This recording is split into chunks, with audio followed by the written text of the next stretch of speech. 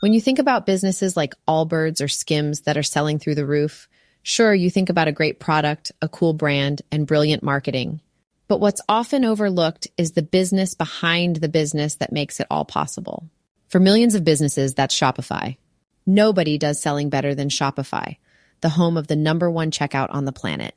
With ShopPay, you can boost conversions by up to 50%, meaning fewer abandoned carts and way more sales. Whether your customers are scrolling online, strolling through your store, or browsing social media, Shopify ensures you're ready to sell wherever they are. It's no secret, businesses that want to grow with Shopify. Upgrade your business and get the same checkout Allbirds uses. Sign up for your $1 per month trial period at shopify.com/DAX, all lowercase.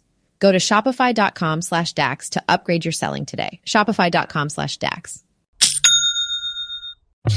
We're totally booked. Rock and roll! Well, I think I'll leave you to your reading. Little Hand says it's time to rock and roll. Rock and roller! We are totally booked.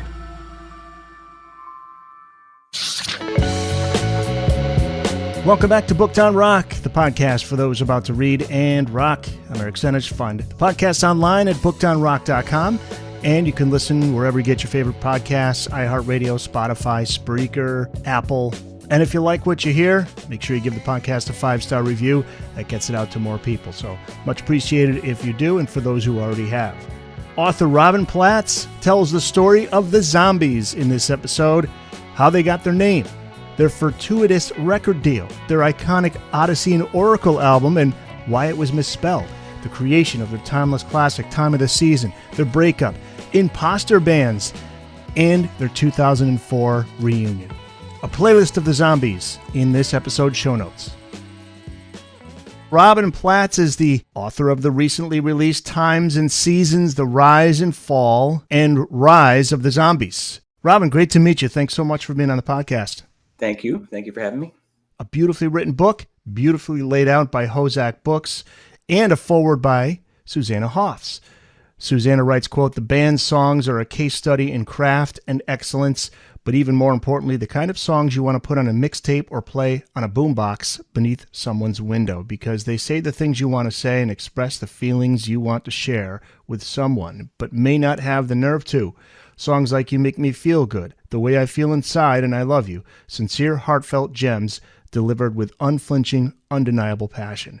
That was beautifully written as well. When did you become a fan of the Zombies, and what is it that strikes you most about their music?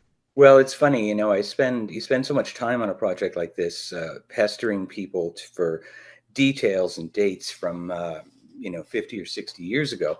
And when asked that question, I can't tell you the exact year I heard the Zombies for the first time. It would have been 1976 or 77 is my best guess. I would have been 9 or 10 years old. Friends of my parents had an album called The Best of Britain. This was a K-Tel collection. It came out in the mid-70s. Old K-Tel. That's right. A classic, probably 20 tracks packed onto a single LP. All the British hits from the 60s were on there. And for me, this was a revelation because I knew the Beatles, I knew Simon and Garfunkel and the Animals to an extent. But this was a revelation because it was the first time I'd heard people like the Kinks, Donovan, Jerry and the Pacemakers, Dave Clark 5. But the track that intrigued me the most was something called Time of the Season by the Zombies. And it was just this incredible, ethereal, spooky, this whispery voice and curious lyrics and harmonies. And it sounded like it was from another planet. It was probably kind of a bit analogous to Rod Argent hearing Elvis for the first time. It was like, where does this come from? What is this? I didn't know anything about them apart from the name, which was intriguing in itself, the Zombies. Who are these guys? But I lived with that track on a cassette tape for probably about 6 or so years. And then when I was a bit older, I got my hands on a greatest hits because I thought, well, what else did these guys do? And of course, the greatest hits was fantastic. So I absorbed that thoroughly for a couple of years. Then when I was probably about 17 or so, I had a very good friend who was enthusiastically devouring a lot of old 60s LPs, some of which I loved. Others I was a bit less taken with. Sometimes he'd play me the psychedelic type concept albums like The Ark by Chad and Jeremy. And I wasn't quite so sold on that one. And so when he mentioned to me that there was a Zombies album called Odyssey and Oracle that he just bought, I thought, oh, it's going to be like The Ark again, or, Journey to the Center of the Mind or what, one of these kind of tripped out things. And he's like, no, you got to hear it. I'm like, okay. And I think he finally made me a cassette of it and said, here, take this, go home. And so I went home and I put it on. I thought, okay, fine. And that was my moment of revelation. Every song was just incredible. I was immediately hooked. And as good as the other stuff I'd heard had been, this album was just fantastic. So I was completely sold, and then went on to buy various other old LPs, or at the time, as we went into the late 80s, probably, there were these British labels like C for Miles and I think Castle Records that would put out Zombies compilations, and you'd end up buying one because it had like 2 tracks that I hadn't heard before that it kind of sneaked out. So it kind of went like that, and on and on. And of course, Alec Palau put together the amazing Zombie Heaven collection eventually, which became sort of the benchmark. But that's my story. And it's interesting to talk about that album because that, as it turns out, that's the end of the Zombies, at least for that period. Just as they're getting rolling, creatively. That's what's interesting about their story. They had already broken up. Yeah, they had already broken up before it came out. Right. Let's go back to the origins first. You begin with a chapter on the backstory of Rod Argent, the keyboardist, founder, and leader of the Zombies, and singer Colin Blunstone, both from Hertfordshire, England. Rod was influenced by different genres like classical jazz, rock and roll, thanks in big part to Elvis Presley. Colin, really good athlete, wanted to be a runner, but Radio Luxembourg turned him on to pop music, and then he was hooked onto Elvis and Chuck Berry, Little Richard, Ricky Nelson. So take us back to the origins of the Zombies, how they form. It's really with these 2 guys. It starts with them. Essentially, in a way. I mean, Colin meeting Rod was definitely a catalyst, but really, I mean, Rod seemed like the natural place to start the story, and Rod hearing Hound Dog by Elvis, because you've got this kid who loved music from an early age, but as a kid, he only really liked classical music. He wasn't really taken by whatever popular music was going on in the 50s or early 50s and things like that. He sang in the cathedral choir at St. Albans Cathedral. Here's Bill Haley, but he's not sold on rock and roll. And then his cousin, Jim Rodford, who also features prominently in the Zombie story over the decades.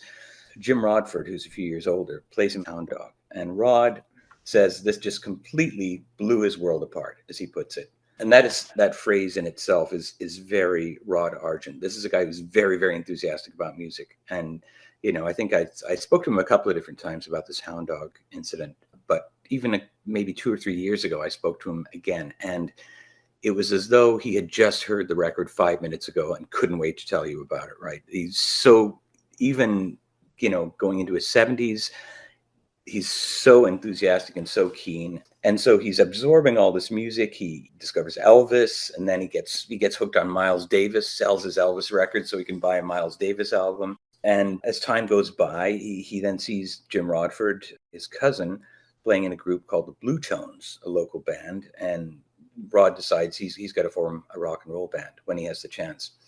But he's a bit too young. But time passes by, and a few years later, he's at the school music club.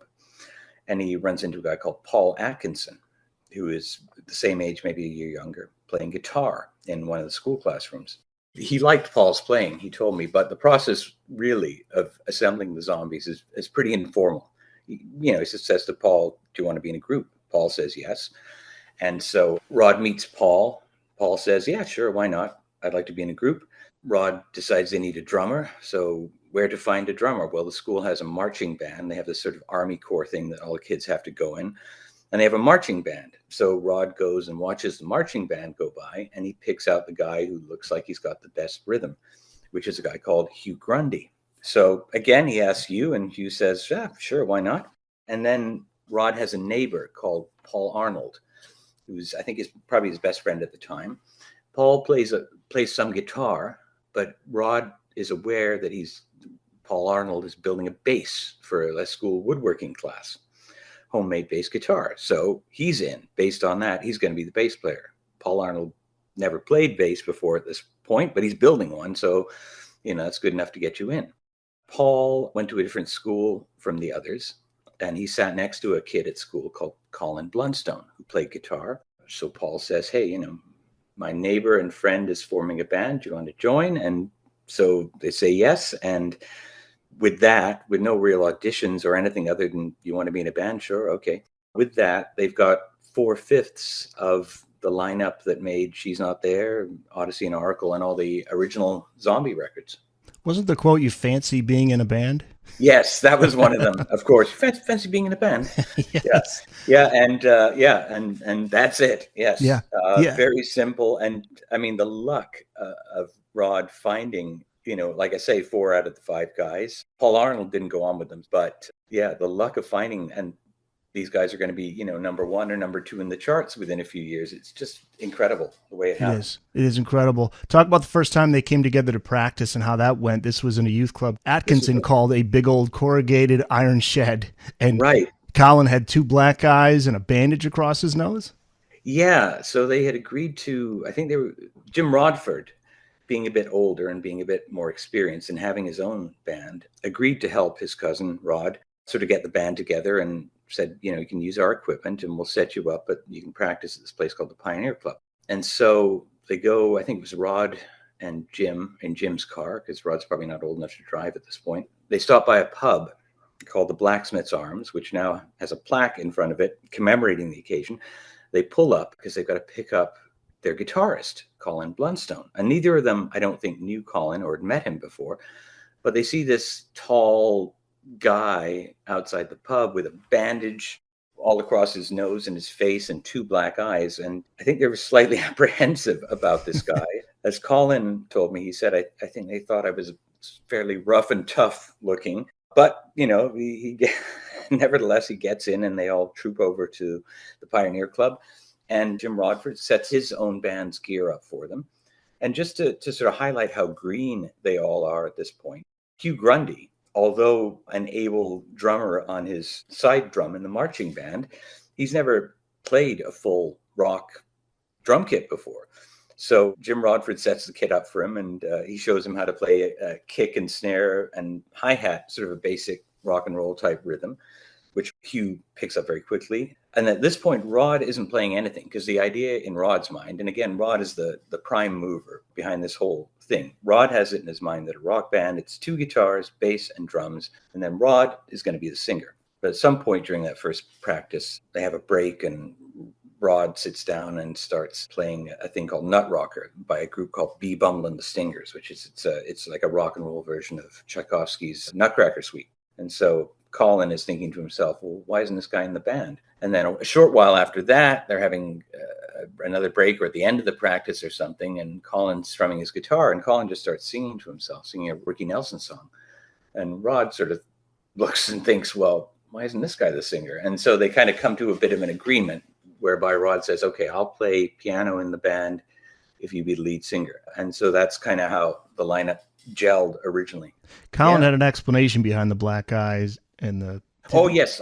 Just to make sure. I'm sure people are wondering. I don't. That's right. Don't leave them in suspense. That's right. I don't want to create a buildup or besmirch Colin's reputation. Colin had broken his nose playing rugby. And it was as simple as that. He was an avid sportsman. As well as being a runner, he was an avid rugby player. But rugby can be a rough game. And Colin had broken his nose. And this, to clarify, was why he was bandaged and black-eyed. Yes, I did mention he was a good athlete. So yeah, yes. he wasn't getting in street fights. No, nothing, not to my knowledge. No, sir. Booked on Rock Podcast. We'll be back after this. Don't go away, gentlemen. We may need all of you.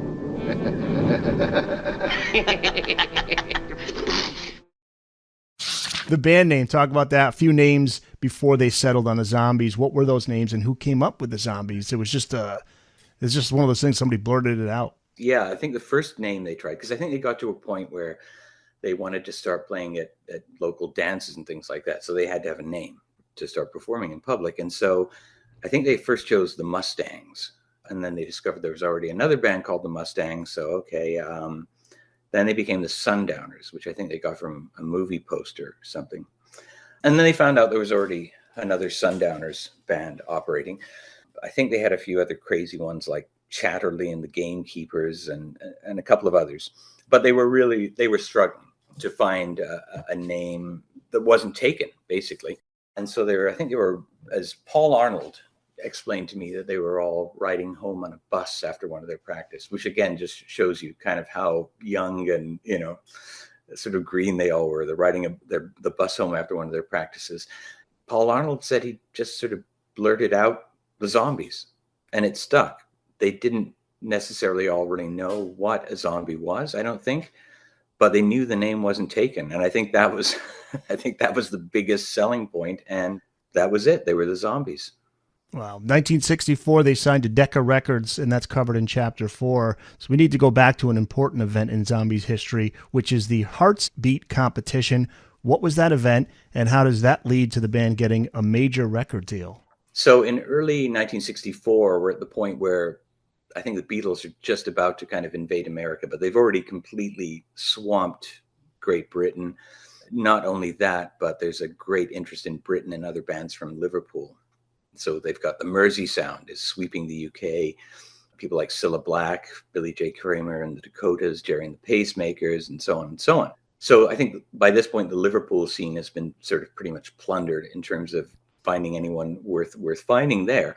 And there's a bit of a rush in Britain to try and find other sort of musical meccas around the UK. I think it was in January or February 1964, a journalist, Patrick Stoddart, wrote an article about Watford, the Watford Sound. Now, Watford was a town in the county of Hertfordshire. It's about 15 miles north of London and a few miles south of St. Albans, where the Zombies are from. And at this point, beat group contests were sort of a bit of a rage in the UK, battle of the bands type things, and a way to find talent and launch people. So a newspaper called the London Evening News saw this article, and they teamed up with the Watford Borough Council to launch a contest called Hearts Beat. Hearts being a play on the county of Hertfordshire. So they launched this contest called Hearts Beat, which the Zombies decide to enter. Even though the Zombies, they aren't really thinking of music as a professional career at this point. They're seeing themselves mostly as a local band. But I think Rod Argent and Chris White, who's in the band by this point, were sort of thinking, well, maybe we could go pro.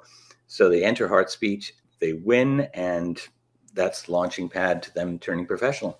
The deal that they sign, I don't think there's a better deal for a new band to sign, and that's thanks to a man named Ken Jones. Talk about Ken Jones and the lease tape deal that he suggested to the band. Right. So when they won Hearts Beat, I think they got at least one offer right away. I think Paul Atkinson's recollection was that Dick Rowe from Decca showed up in his suit and tie and handed them a contract and told them, "You are now Decca Records artists." Didn't ask them, just told them, assuming that this would be a huge honor. But I think some of them were underage at the time. And also they weren't all desperate to become rock and roll stars. They had other options. I think 3 out of the 5 of them at least were planning to go to university. So they were able to sort of take a deep breath and step back and think about this before rushing to sign on the dotted line. Chris White had an uncle called Ted who had worked for the BBC. And so they asked Ted White and said, well, do you have any advice for us? And Ted knew a guy called Ken Jones, who was a musician, arranger, conductor. He did some film scoring and things like that, and wrote jingles as well for TV and radio ads.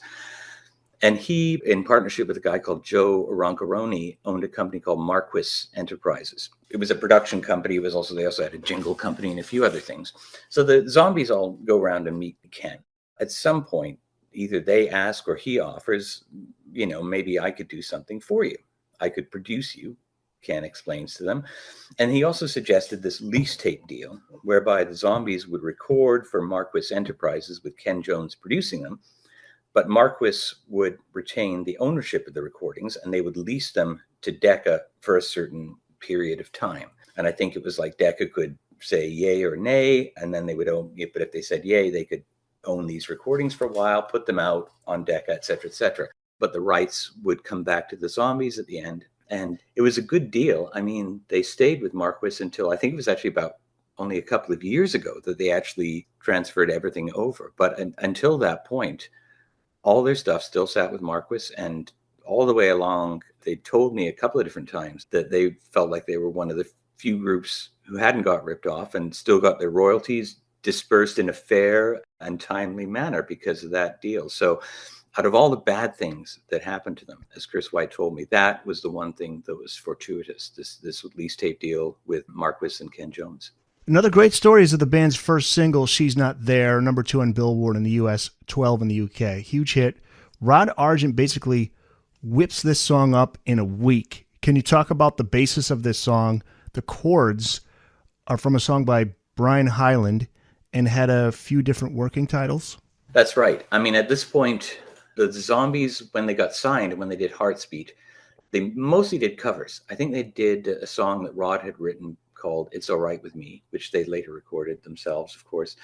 But they were mostly a covers band, and their signature number was their version of Summertime, which was a big sensation when they played at Heartsbeat, the Heartsbeat contest. And so it was assumed that Summertime was going to be the first single that they did. But Ken Jones, after they'd made the deal with Ken and Marquis, Ken said, okay, you've got a session, you're going to record at Decca Records recording studios in London. He said, this was the age of the Beatles and Stones and others. A lot more bands were writing their own material than perhaps previously. And so Ken Jones says to them, well, why don't you write something for the session? Now, I think 3 of them, probably Paul and Hugh and Colin, either didn't want to or didn't think they could write something. But both Rod and Chris came up with a song. Chris wrote a song called You Make Me Feel Good, which is a really great sort of circa 64 British invasion type number. Really great. But then Rod goes away and comes up with something quite different. And again, if you go back to Rod's influences from when he's younger, in writing this song, he's sort of pulling things from all over the map, because you can hear a sort of a jazz influence. As you say, he's using sort of playing off of a chord sequence that's in Brian Hyland's Sealed with a Kiss. And if you go and listen to that record closely, you can hear shades of She's Not There in some of the chord sequences. And so Rod sort of reworks that to his own ends. There's also a big blues influence in Rod's world. He takes the first line from an old John Lee Hooker song called No One Told Me. And that becomes the starting point for the lyrics. And the song then becomes called No One Told Me, or possibly Nobody Told Me, or both. And this eventually becomes She's Not There. But he comes up with the whole thing very quickly, within about a week. I think he'd even figured out what the drum part should sound like, that sort of broken drum riff, and what the bass should be doing. And the others, I know Colin, I think, told me that they were sort of amazed when he came back with this song after just a few days. The follow-up single, Leave Me Be, did not match the success of She's Not There. But third single, Tell Her No, they're back on the charts. Number 6 in the US, 42 in the UK. And I haven't asked about Chris White. He's so important to the Zombies. You write about him, quote, over the next couple of years, Argent and Chris White would develop quickly as writers with a constructive rivalry that would keep pushing them to greater heights. Talk about that rivalry and the contributions of Chris White. Well, I think if it was a rivalry, I think it was definitely a friendly one. I think it was one of those cases where you have 2 or more writers in a band together who sort of inspire each other and push each other. You know, here's my new song. Oh, well, I'm going to write something better than that. I don't know if it was as simple as that, but definitely I think the one, would inspire the other to push themselves harder. And you really see that. And in the early Zombie singles, Rod tended to write more of the singles and more of the hits. But Chris was writing some great stuff that appeared on B-sides of singles, especially I Love You, which is a fantastic song. And again, it's one of those things where you go, why didn't they make that the A-side of a single? It seems incredible that song would have been a B-side, but it was. But Chris is increasingly turning out this amazing material, and even stuff that they recorded, which actually amazingly wasn't released at the time. Hits songs like I Know She Will, I think, Don't Cry For Me. I'll Call You Mine was another of his, I think, that were just fantastic. They didn't even get released until a little bit later.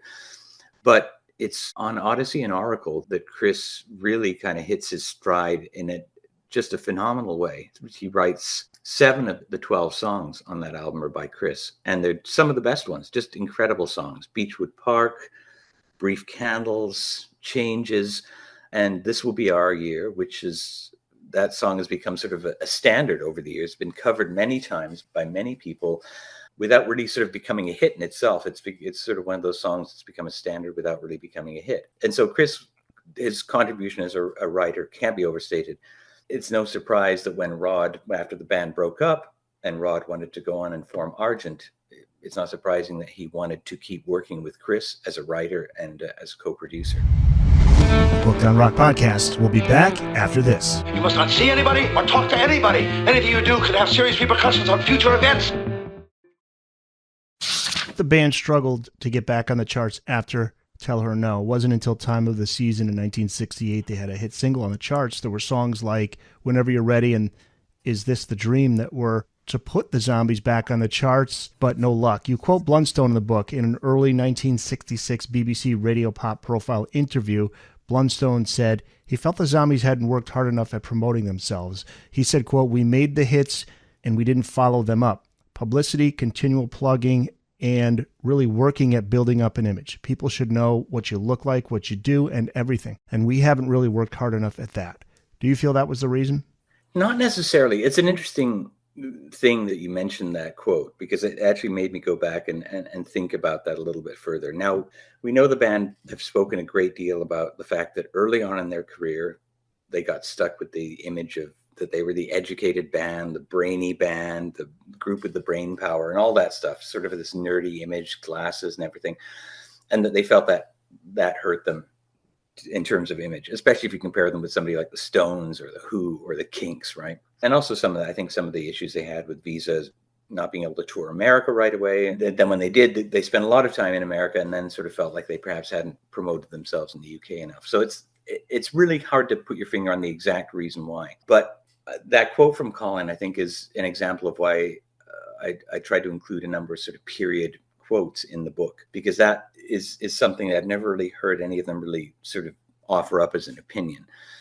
The Zombies have never really struck me as slackers. These guys worked very hard. And I kind of feel like when Colin said that in 66, by that point, I think the band was starting to get pretty demoralized. And my sense is that perhaps he was just kind of trying to second guess what they'd done and trying to find a reason. Well, what's going on? Why are the Kinks always on the front cover of the Melody Maker and we aren't? Why are we getting ignored? Maybe it's something we did. Maybe we didn't do enough. So that's kind of, in a way, what I think about that. But there's also a quote from the same period from Chris White, where he has a slightly different perspective. He said, because again, they're asking him about the image of the group or lack thereof. And Chris said, well, it's not really until you have hits that the image becomes a factor. He said, when you've had a bunch of hits, then people want to know about you. So his take was you need more hits, then worry about the image. So it's a strange question. If you look at the UK music press from the time, were the Walker Brothers that much more interesting than the Zombies? Were Manfred Mann? And yet they're all over the papers.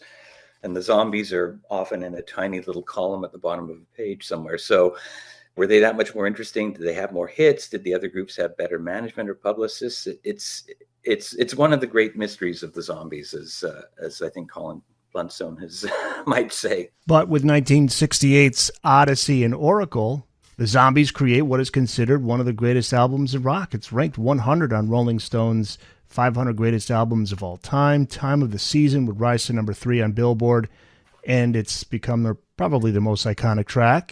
What was it that the band did differently on this album that made the difference? There were some changes. There was a label change. There was a producer change. The songwriting duo of Rod Argent and Chris White, they were also at the top of their game. I mean, all those things combined. Yeah, I mean, definitely Rod and Chris were both at the peak of their powers in terms of writing. The material is just incredible.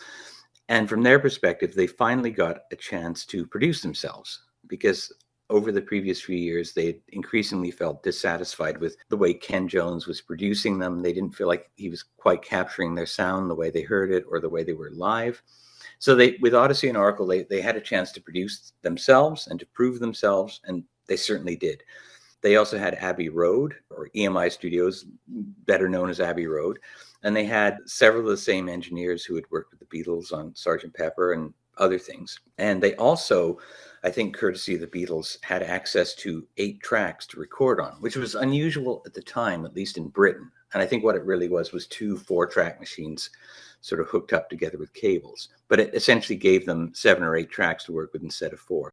Having said that, though, they also had a very, very tight budget. I mean, Odyssey and Oracle, I think, cost something like it was either £1,000 or £2,000 to record, whereas something like Sgt. Pepper, I think it was like £50,000. But Odyssey and Oracle was a fraction of what other major albums were going for probably at the time in terms of recording costs. But even that they managed to, I think they turned it to their advantage because they were very well prepared in terms of rehearsal and in terms of choosing the best songs. But at the end of the day, I think they had something to prove. They'd been pretty beaten down, in terms of how their career had gone over the previous couple of years. And so they had something to prove, and they did. It just took a little while for everyone else to notice. Robin Platts, he's the author of Times and Seasons, The Rise and Fall and Rise of the Zombies. So let's talk about Time of the Season and Rod Argent, how he came up with the song. He misheard a lyric from another song? That's right. He wrote the song partway through, sort of, I think they were almost towards the end of the recording sessions for Odyssey and Oracle. And this went back to Smokey Robinson's Tracks of My Tears, which was a song Rod loved, but he misheard one of the lyrics in the song. There's a part of the song where Smokey sings, "If you look closer, it's easy to trace the tracks of my tears." And instead of "look closer, it's easy," Rod heard "the close of the season." And he thought, that's a good line, the close of the season. And I think at some point, Rod discovers he must have seen a lyric sheet or something and realized he got it wrong. But he liked this line, close of the season. So he tweaked that and turned it into time of the season. And he also, as he's writing the lyrics, he also plays off Summertime, their big fan favorite signature number from early on in their career, which has the line, "Your daddy's rich." And so Rod changes that to be, who's your daddy? Is he rich like me? In Time of the Season. And it was written fairly quickly, he told me. Again, it's fascinating that the two biggest hits were just knocked off quite quickly.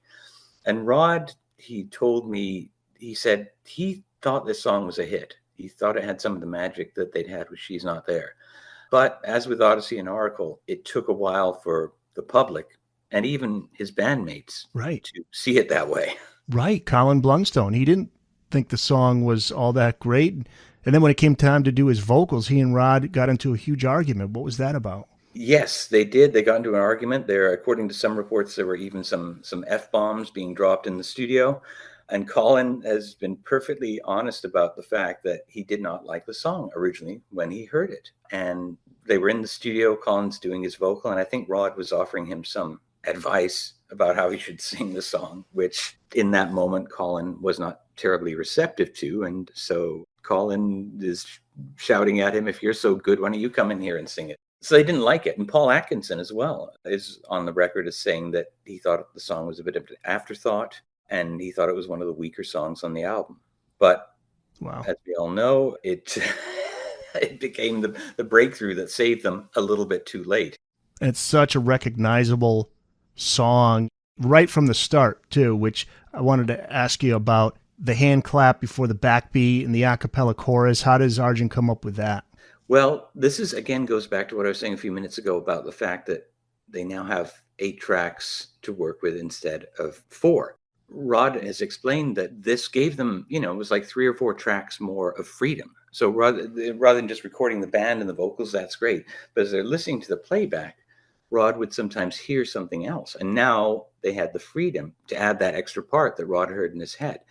And in the case of Time of the Season, he said, what about a hand clap here? And what about a little sort of vocal kind of sound in there, right? A little sigh.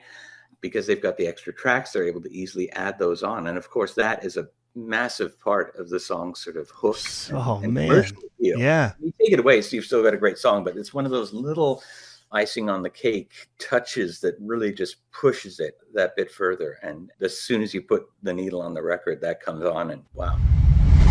Booked on Rock Podcast. We'll be back after this. Come out, wherever you are. There's a story behind the misspelling of Odyssey. It's spelled Odessey. Was that intentional or a mistake? What's the real story? Well, there's been a couple of different stories about this, one true, one less so. The cover art for the album was done by a guy called Terry Quirk, who was Rod Argent and Chris White's roommate in the period leading up to and during Odyssey and Oracle. And Terry was an artist. And he had, among other things, he had done a sort of an elaborate heaven and hell paint job on Rod's mini car, which Rod reportedly referred to as the Last Judgment on Wheels. Think a bit like the John Lennon psychedelic Rolls Royce. So Terry had done a similar kind of a job on Rod's car. And they asked him to do the cover for Odyssey and Oracle. And he did a fantastic job with the cover art, apart from one tiny detail, which is that he spelled Odyssey wrong.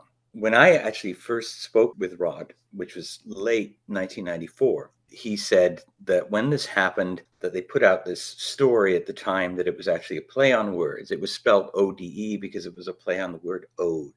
And it was meant to have this kind of poetic meaning and blah, blah, blah, blah, blah, whatever.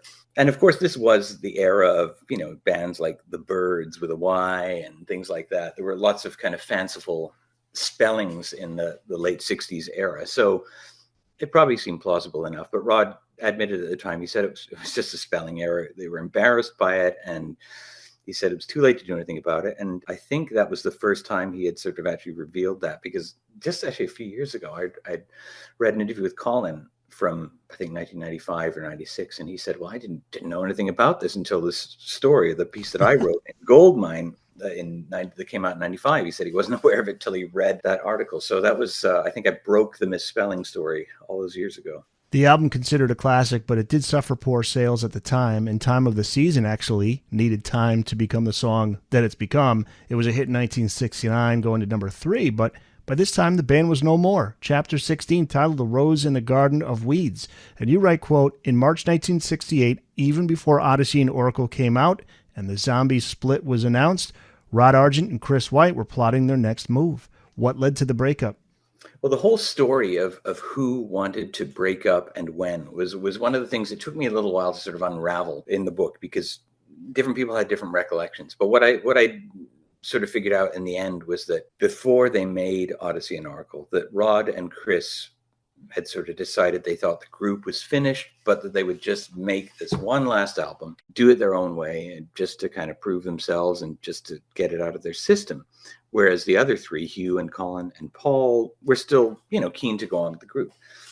And I think that changed over the few months they spent working on the album, whereby Rod and Chris got more and more enthusiastic because they're creating these incredible recordings. But at the same time as that's going on, the group's gigs are sort of dwindling, and they're getting less gigs, perhaps slightly less prestigious gigs as time goes by.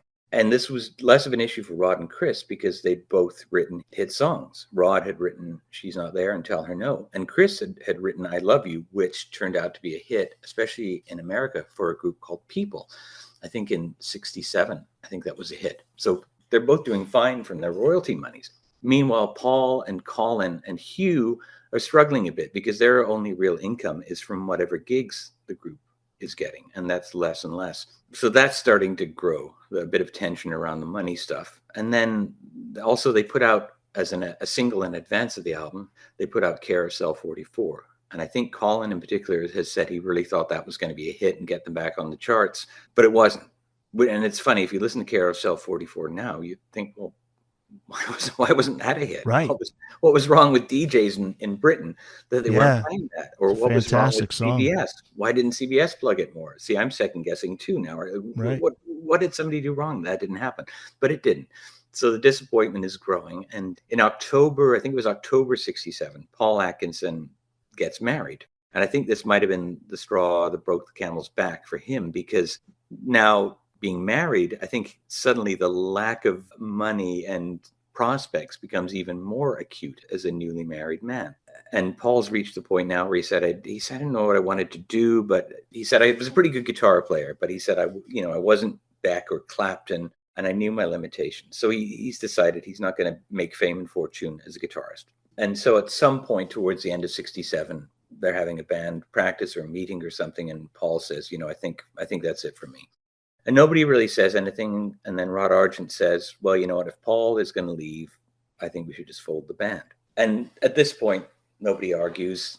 There's no great pushback. I mean, it's been a decline for several years now. I think they're all fairly demoralized. Even having made these great recordings, they're very dispirited. And so they split around the end of 67. And this is about 3 months before Odyssey and Oracle came out. And I think they might still have changed their mind if Odyssey and Oracle had become a hit, or if Time of the Season had, because of course Time of the Season came out as a single in Britain, I think in April 68, around the same time as Odyssey and Oracle came out.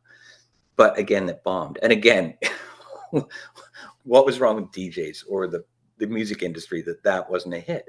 Head And scratcher. funny, Yeah. yeah, if you go back and read some of the reviews in the music press at the time that single came out, several of the people, knowledgeable music journalists at the time in the UK, said, "Oh, it's not going to be a hit. That's too complicated for the charts. This won't get played on the radio."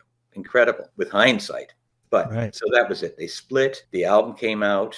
I don't think CBS exactly went overboard in plugging it, perhaps because the band had already split up, but it came and went without much notice. And even before it came out, Rod was already starting to work on the seeds of what would become the group Argent. Right, because in 1969, the last lineup of the Zombies, Rod Argent, Russ Ballard, Jim Rodford, and Bob Henrit, began working under the name Argent with Chris White as a non-performing songwriter.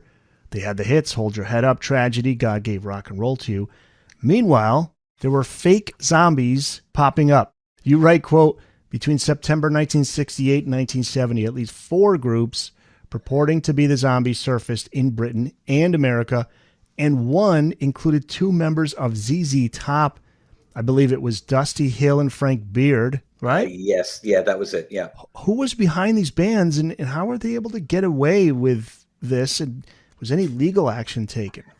There was certainly some legal action taken against them, but it seemed like it didn't necessarily work. These bands were sort of zombie-like, I think, in themselves, and that they would get shut down and then rise from the dead and Yes. show up in Mississippi or wherever, playing at some small club. And I think especially in those days, I mean, I think we forget almost how pre-internet, pre-social media and stuff, how isolated from each other we were compared to how things are today. You're right. And so I think it was a lot easier to get away with stuff like that.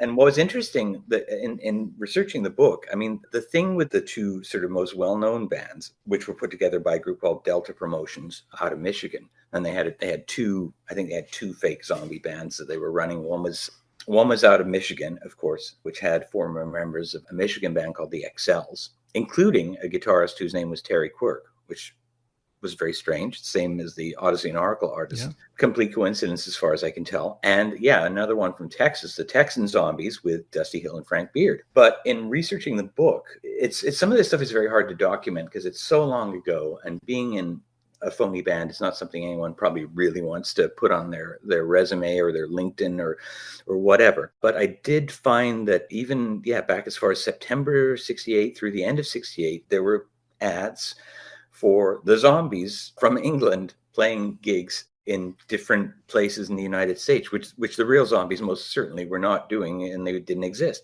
Places like Rayne, Louisiana, Tulsa, Iowa City. One of my favorites is the Heeland High School Press Club dance in Sioux City. Wow. Prestigious gig. And it's funny because in researching the fake band stuff, I was in touch with a guy named Gary Johnson, who has a website called Michigan Rock and Roll Legends. And he knew a lot about the Delta Promotions bands, being from Michigan himself. But as I was digging around, I found an ad for one of these, just December 1968 show by one of these fake Zombies bands. And they actually had a photograph of the band in it. I had no idea who it was. And I sent it to Gary and I said, so, who recognize any of these guys in this photo? And he emails me back and says, well, actually, I do. He said, that's a group called the Bossmen. Oh, I wasn't familiar with the Bossmen, but the Bossmen were a Michigan band who were active in the mid-60s up till 67, I think, and whose lineup included Mark Farner, whose name I did recognize as the singer-guitarist of Grand Funk Railroad. Wow. So this was odd because the Bossmen had already broken up by 68. So I did actually reach out to Mark Farner, and he said he had no recollection of being in a Zombies band. But what's interesting is that Farner was in a band in late 68, early 69. He was in a band called The Pack. And The Pack were, for a time, had as their booking agent Delta Promotions, which is the same band that was handling fake zombie bands. So there's sort of this connection. I don't know if Delta just got their hands on an old photo of the Bossmen and sent it out to clubs with their fake Zombies bands, thinking, well, who's going to know or care who's in the photo, right? But very strange. And then there was another band in the UK. Another thing that I came up with that I hadn't known previously was that there was a band in Bristol, UK, called Mark Roman and the Kind spelled with a Y again, who decided to change their name to the Zombies in early 1969 for, I don't know, it was a publicity stunt, get attention. So they called themselves the Zombies and started playing gigs. And the Zombies management, It's like a scary movie. There's zombies popping up everywhere. Yeah. And apparently they They're were doing coming to okay get you, Barbara. they were doing okay for a while. They're quoting the lead singer of that band saying, "It's great. We go out there and we start playing She's Not There and the crowd goes wild." But legal action, they were shut down. And I think there were probably some others. But again, it's not the kind of thing that people are going to be inclined to brag about. But this was an ongoing thing. I think cease and desist orders. There's the UK music press, and maybe in America too, there were notices published. Rolling Stone, I think, did a couple of different expose pieces in America letting people know these are, if you see an ad for the Zombies, it's not the Zombies. Booked on Rock Podcast will be back after this. There will be an intermission. You go into great depth as to what the members of the band were doing, the projects that they were involved in post-Zombies. As we get into the 80s and the 90s, interest in the Zombies is growing, and fans of old, also those who weren't around to see the band, were hoping maybe a reunion's going to happen. So let's skip ahead to chapter 36, and it's titled, All Right, Just 6 Gigs Then. You lead with, quote, in 1998, despite the success of the Zombie Heaven box and renewed interest in the band, a Zombies reunion seemed as unlikely as ever. While lauding the box set, Rod Argent stuck to his guns on the subject of reviving the band, telling the Tampa Tribune that the Zombies' 60s career seemed like a perfect little circle. I wouldn't touch it now. What ultimately leads to this Zombies reunion in 2004? Well, it's funny. And I was just, as you said that, as you were reading that, it made me think, because for myself, by 98, by this point, I had spoken and interviewed and written about the Zombies a fair amount by that point. And if you had asked me the odds of a Zombies reunion happening at that point, I would have said, it's not going to happen. Rod will never do it. Rod does not want to do it, so it's not going to happen. And Rod had always resisted this idea. Rod's always been pushing forward. And even when there was a time in 89 when Colin and Hugh and Chris got back together to make a Zombies album, which was in response to yet another fake zombie band touring America in 1988. That's a whole other story. So we'll another one. Okay. That's another one. Yeah. That's a whole other chapter. So they'd made that album, and Rod very reluctantly, I think, maybe appeared on one track, but he wasn't really into the idea at all. And so Rod kept doing his own thing. He had quite a bit of success as a producer in the 80s and 90s, and doing his own thing, made a classical album and assorted other things. And in 98, his friend John Dankworth asked him if he would perform a benefit concert for his Stables Theatre in Milton Keynes in England. And so Rod says, great, do a show. And so Rod puts a little program together. I think some of it's Rod playing some jazz piano. There's a reunion of the group Argent for part of it. But then at the end of the show, Colin Blunstone is in the audience, and Rod invites Colin up on stage to do a couple of numbers. And they do She's Not There and Time of the Season. And both of them have said that when that happened, the chemistry just clicked once again and felt like they'd stopped working together just a few weeks earlier rather than many years. They just slotted in. And now Rod and Colin have slightly differing recollections of what happened after that. Rod's recollection is that after that happened, that he wanted to get together and start working together again as a regular thing. Colin's recollection was that Colin had a keyboard player in his group who had a tendency to not show up for gigs, and therefore he asked Rod to fill in. But whatever the case, he and Rod decided to go out and play a few gigs early in 99, and that was sort of the starting point for all of it. But it was just 6 gigs at the start, and then it sort of grew. I think they enjoyed it so much, but Rod still resisted using the Zombies name, because for the first few years they did this, they called themselves Colin Blunstone and Rod Argent, or Rod Argent and Colin Blunstone. It wasn't the Zombies, even though obviously people knew who they were and stuff like that. And then I think when they were making an album together, as far as I can see, this is in 2000, I think it was 2004, 2003. And Rod actually told me, he said he had a dream. He had a dream one night that they had this album they were making, that it said the Zombies on the cover. And he tells Colin, and Colin can't believe this because, he knows Rod's been vehemently opposed to this all these years. But no, Rod has a dream, and they start using the Zombies name and go on to spend the next nearly 20 years touring as the Zombies, both with a new lineup that includes Rod and Colin, and also playing some gigs that also feature Hugh Grundy and Chris White, and on one occasion with Paul Atkinson as well, right before Paul passed away. So yeah, the rest is history. And it's only really in the past year or so that they finally retired.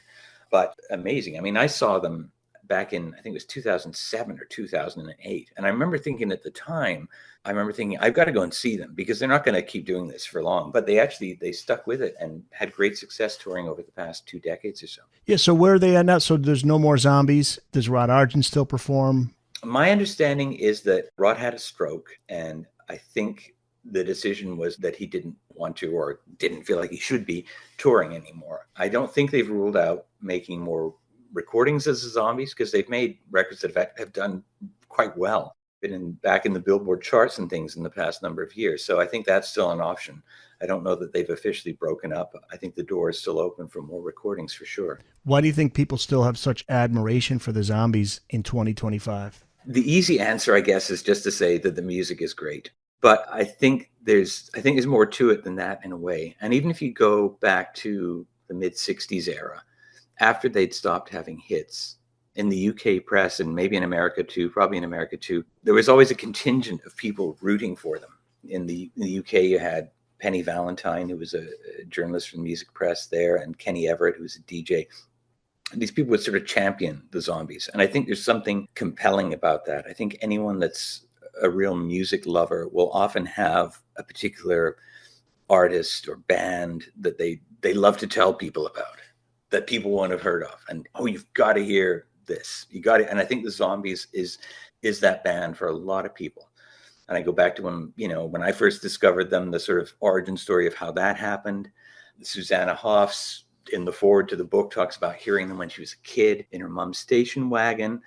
And yet they never quite seemed mainstream. When I first got into them, and even when I was a teenager and stuff, it always felt like you were part of this little club that knew about this band and that you were slightly outside the mainstream, but you're also overjoyed to be able to share it with people too. So I think there's been that element too, about having this group that's sort of just outside of Beatles and Stones type of territory, but that are just fantastic. And then I think that that's only been supported by the fact that they've been touring over the past 20 years. So not only are people discovering them, and of course with Spotify, YouTube, et cetera, that's probably just led to a whole new generation of people being able to discover them. But now, or at least over the past 20 years, they could also go and see them live. So I think that's my best guess as to what's going on. And people can get the complete history of this band through this book, Times and Seasons, The Rise and Fall and Rise of the Zombies. It's out now. You can find it wherever books are sold. It's through Hozak Books. I have to say, I have to give props again to Hozak, because I'd seen, as we were working on this, I'd seen a few different sort of proofs, PDF proofs on my computer as we were going through the latter stages of the process. But when I opened the box and actually got my hands on a hard copy of the book, it's nice. It looks nice. It feels nice. So kudos to Todd and the team at Hozak. It's just a nice thing to hold in your hand. So, and you, sir, have been a great host for my first podcast appearance. So hats off to you as well. Thank you.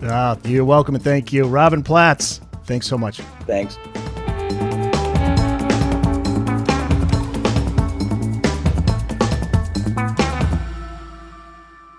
That's it. It's in the books.